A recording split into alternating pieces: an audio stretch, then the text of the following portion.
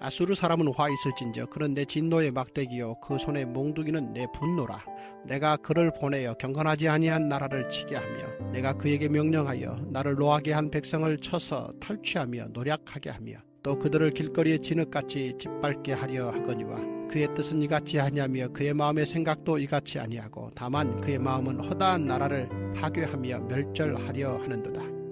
그가 이르기를 내 고관들은 다 왕들이 아니냐. 갈로는 갈그미스와 같이 아니하며 하맛은 아르밧과 같이 아니하며 사마리아는 다메섹과 같이 아니하냐. 내 손이 이미 우상을 섬기는 나라들에 미쳤나니 그들이 조각한 신상들이 예루살렘과 사마리아의 신상들보다 뛰어났느니라.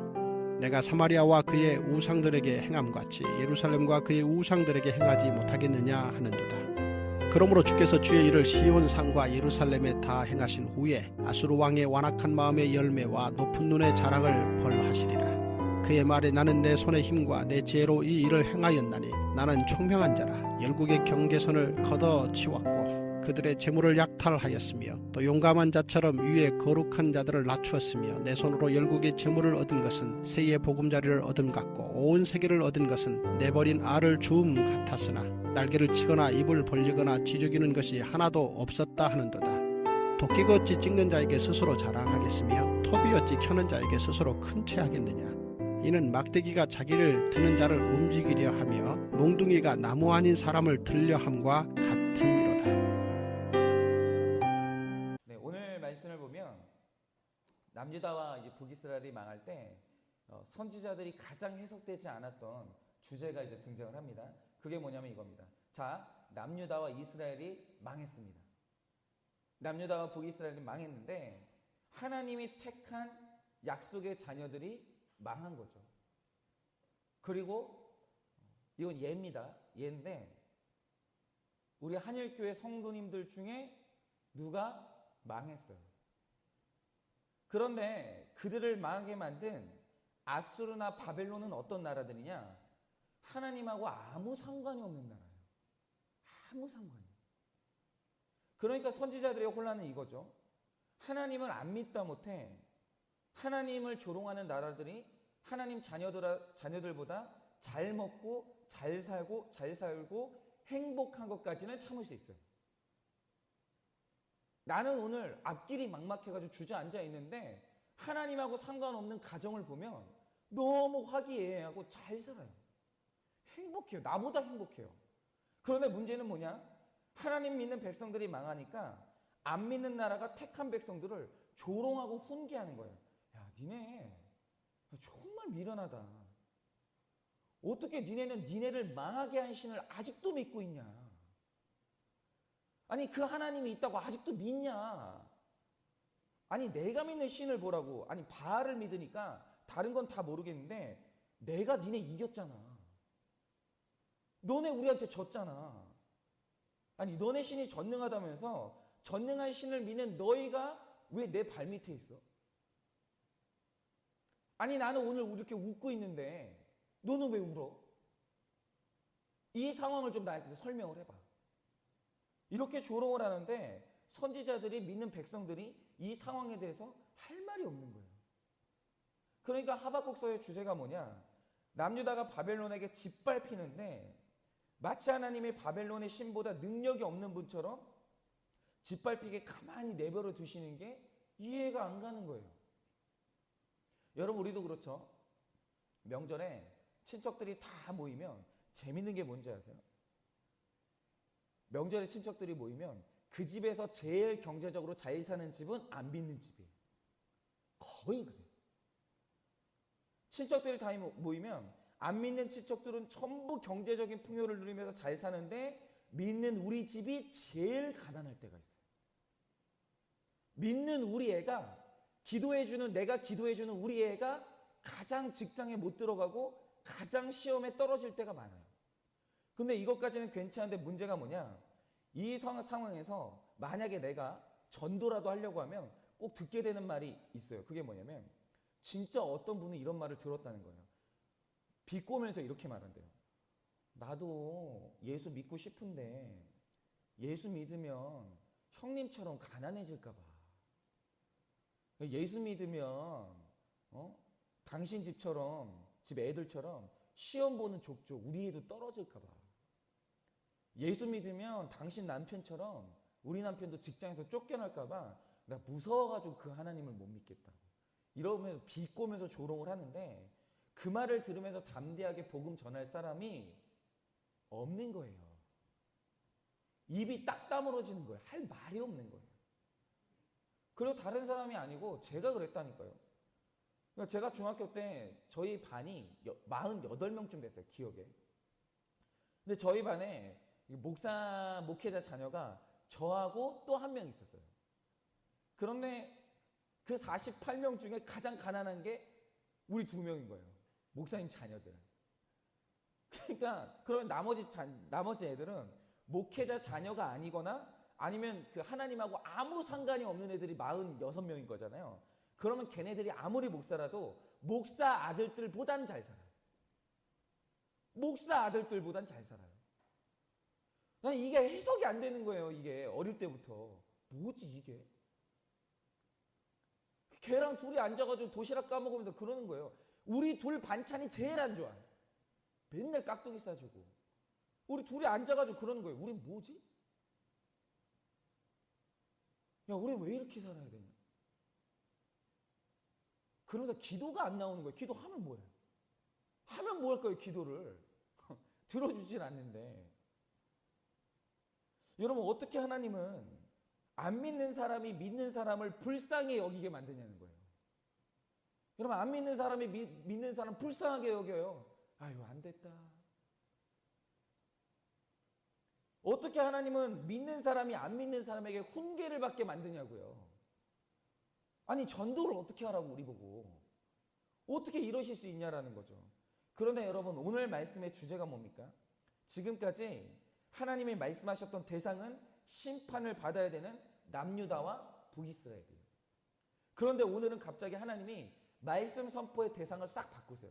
그게 누구냐면 그들을 조롱하면서 하나님의 자녀들을 마음껏 짓밟고 있는 아수르에게 오늘 말씀을 하시는 거예요. 그런데 오늘 말씀의 내용이 놀라운 거예요. 그게 뭡니까? 자, 한번 들어보세요. 제가 누차 말씀드리는데 하나님 믿는 사람은 진짜 이 가치관이 빨리 변하셔야 편해요. 여러분, 하나님이 자기 자녀들을 향해 가지시는 오직 딱 하나의 관심은 구원밖에 없어요. 구원. 지금도 하나님께서 우리들의 삶 가운데 어떤 섭리를 하고 뭔가 일을 행하신다라고 하면 목적은 딱 하나예요. 어떻게 하면 구원받지? 구원받을 수 있다라고 하면 그 방법 쓰시는 거예요. 어떻게 하면 내 자녀들이 영생을 얻고 나와 천국에서 영원한 기쁨을 누릴지, 천국에서 영원한 상이 중요하지, 이 땅에서 80년 행복은 하나님의 관심사가 아예 아니에요. 아예. 그런데 보세요. 우리 목적이, 하나님이 우리를 향한 목적이 구원이다 보니까 우리 체질 자체가 징계를 하지 않으면 거룩해질 수 없는 죄악된 체질이거든요. 그래서 여러분, 거룩해진 다음에 구원받아야 되는 택자라면 반드시 연단 받아야 돼요. 한 명도 제외될 수 없어요. 다 연단 받아야 되고 반드시 그 죄에 대해서 징계를 받아야 돼요. 그런데 중요한 건 이거죠. 누군가는 사망을 향해 달려가는 하나님의 자녀들을 향해 몽둥이 역할을 누가 감당해야 돼요. 누군가는. 그런데 중요한 건 이겁니다. 누가 할 건데요? 누군가는 하나님 자녀들을 때려야 되거든요. 하나님이 그렇게 쓰시는 도구가 있거든요. 근데 중요한 건 이거예요. 누가 할 건데요, 그 역할을? 여러분, 하나님 자녀를 때리는 이 몽둥이 역할을 누가 할 거냐의 문제는 절대로 간단한 문제가 아니에요. 왜냐하면 만약 어떤 이유가 되었든 간에 그가 하나님의 자녀를 해하고 하나님의 자녀를 아프게 하잖아요. 그건 그거 죄인 거 아십니까? 명분이 뭐든 간에 누군가 하나님의 자녀의 안전을 해하고 하나님의 자녀를 상하게 하면 반드시 책임지고 대가를 치러야 되는데 그 죄가 여러분이 생각하는 것보다 훨씬 무거워요. 훨씬. 여러분, 디모데전서 1장을 보면 사도 바울이 고백하는 게 뭔지 아십니까? 이전에는 내가 하나님의 자녀들을 비방하고 박해하고 폭행하는 자였는데 이 죄가 얼마나 중한지 그때 자기를 뭐라고 표현했냐면 나는 죄인 중에 괴수라고 표현해요. 그런데 사도 바울이 내가 죄인 중에 괴수라고 말할 때 그렇게 표현할 수밖에 없는 죄를 뭐라고 하냐면 내가 한때 하나님의 자녀들을 해했다는 거예요. 폭행했다는 거예요. 죽였다는 거예요. 그런데 바울이 회심하는 순간 이 죄가 하나님의 자녀를 건드리는 죄가 얼마나 무서운 죄였는지 깨달았기 때문에 자기에게 오는 이 고난을요, 일생 동안 마땅한 고난으로 여겼어요. 그러면서 주의 자녀들을 핍박한 죄를 일평생 회개하고 살았어요. 여러분, 하나님 자녀를 건드리는 건 정말 무서운 죄예요. 그래서 왜 목사님들이 이렇게 말하잖아요. 목회자 건드리면 이렇게 매 맞는다? 아니면 이렇게 하나님이 치신다? 이렇게 말하잖아요. 그 반은 맞고 반은 틀린 말이에요. 왜냐하면 그거는 목회자만 건드리면 그렇게 되는 게 아니라 하나님 자녀 자체를 건드리면 만약에 그게 목회자라면 목회자가 어떤 그 주의 자녀 여기 모인 성도님들 마음에 상처를 냈다. 그 목회자가 받을 벌이라는 것은 그러니까 여러분이 굳이 손대지 않으셔도 돼요. 저도 그게 제일 무서워요. 내가 혹시 하나님의 백성들을 실족하게 하는 역할을 감당하게 되지 않을까. 이게 굉장히 무서운 죄거든요. 그런데 중요한 건 그럼에도 불구하고 누군가는 하나님의 자녀들의 거룩을 위해서 몽둥이 역할을 해야 되거든요. 누가 할 거냐 이거예요. 누가. 그런데 이것과 관련해서 성경이 말하는 진짜 중요한 원리가 뭔지 아십니까? 하나님은 절대 택한 백성은 악의 도구로 쓰지 않아요. 택자라면. 그러면 누가 악의 도구로 쓰임 받습니까? 그래서 이 땅에 남겨둔 게 뭐냐? 사탄과 그의 자식들이에요. 여러분, 하나님이 그거 안 궁금하셨어요? 왜 하나님이 아직도 사탄을 이 땅에 남겨두실까? 여러분, 그들은 마지막 날에 무저갱에 들어가기로 작정된 자들이거든요. 그런데 왜 하나님이 지금 사탄을 이 땅에 풀어놓으실까? 이거 궁금하지 않으셨어요? 이유가 뭔지 아십니까? 이유는 택한 백성에게는 악역을 시킬 수 없기 때문이에요. 언제나 악역을 누구에게 맡기시냐? 지옥이 확정된 악인에게만 맡겨지는 게 이 역할이에요. 그래서 마태복음 12장 35절에 기록된 여러분 구속사의 시스템이 뭔지 아십니까? 하나님이 택한 백성은요. 마태복음 12장 35절을 보면 나와 있어요. 택한 백성은 하나님이 계속 선한 역할을 맡겨서 그 선이 쌓이게 만들어요. 그렇게 해요, 하나님이. 계속 그 사람에게 고난이 되지만 자꾸 선한 일을 맡겨가지고 선이 쌓이게 만들어요. 그런데 악인에게는 계속 악한 역할을 맡겨서 그 악이 쌓이게 만들어요. 여러분, 이게 바로 아수르라는 존재의 이유예요. 여러분, 오늘 하나님께서 아수르에게 예언하시는 게 뭡니까? 5절, 6절을 보면 너는 내 백성을 경건하게 만들기 위해서 잠깐 택한 내 진노의 막대기라는 거예요. 내가 너를 그렇게 쓰려고 악역으로 너를 택했다는 거예요. 그래서 내가 잠시 너를 견고하게 하고 너를 잘 살게 하고 너에게 권력을 줬다는 거예요. 그런데 12절을 보면 뭐라고 하시는지 아십니까? 그런데 나는 네가 내 백성에게 한 짓을 용납할 수가 없다는 거예요.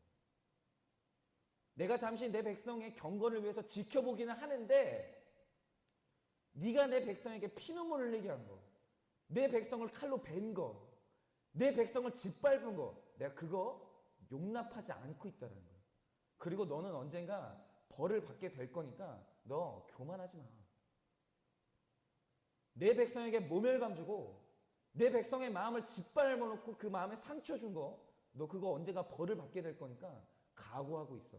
여러분, 이렇게 말씀하시는 거예요. 여러분, 왜 성도가 불신자에게 조롱당하고 왜 성도가 불신자에게 매를 맞아야 되는지 이해가 안 가십니까? 그런데 오늘 말씀을 보면서 여러분이 가지셔야 되는 해석이 뭔지 아세요? 여러분이 그 연단을 잘 당하시면 여러분은 거룩이 쌓이고 선이 쌓여요. 그런데 여러분에게 모멸감을 주고 여러분을 조롱하는 그들은 잠시 하나님께 붙들려서 막대기 역할을 감당하고 있지만 지금 그들 위에 하나님의 진노가 쌓이고 있어요. 점점. 그러므로 구원의 관점에서 봤을 때 연단받는 사람은 은혜 받은 사람이에요. 지금 그 위에 뭐가 쌓이고 있는 거예요, 지금. 뭐 거룩이 쌓이든 선이 쌓이든 상급이 쌓이든 쌓고 있는 거예요, 지금 뭔가가. 그런데 연단하는 사람 있죠. 하나님의 자녀들을 연단하는 몽둥이 역할을 하는 사람. 그 사람은 버려진 사람이에요. 여러분, 이 눈이 열리셔야 됩니다. 그래서 제가 이 설교를 통해서 우리 성도님들한테 진짜 부탁하고 싶은 딱 한 가지가 있어요. 그게 뭐냐면 이 땅에서 차라리 역할을 감당하시려면 매 맞는 역할 감당하세요. 차라리. 여러분, 매 맞는 역할은 잘 감당하면 거룩이 이루어지는 길이고 선이 쌓이는 길이에요. 당하세요, 차라리. 차라리 당하시라고요. 제발 제가 부탁드리는 게 뭐냐면 몽둥이 역할 감당하지 마세요. 제발로. 옳고 그름을 외치면서 누군가 악역을 해야 된다면 내가 하겠다 이렇게 하지 마시라고요. 그 역할은 명분이 뭐가 됐든 간에 반드시 받아야 되는 벌이 있는 거예요. 여러분, 제발 때리는 아수르가 아니라 매맞는 남유다 되시기를 바랍니다. 여러분, 제가 부탁을 드리는데 여러분은 제발 때리는 아수르 역할 하지 마시고 매맞는 남유다 되시기를 바랍니다. 그렇게 오늘 말씀을 통해 내 삶이 해석되고 악이 아니라 선을 쌓는 여러분 되시기를 예수님의 이름으로 축원을 드립니다.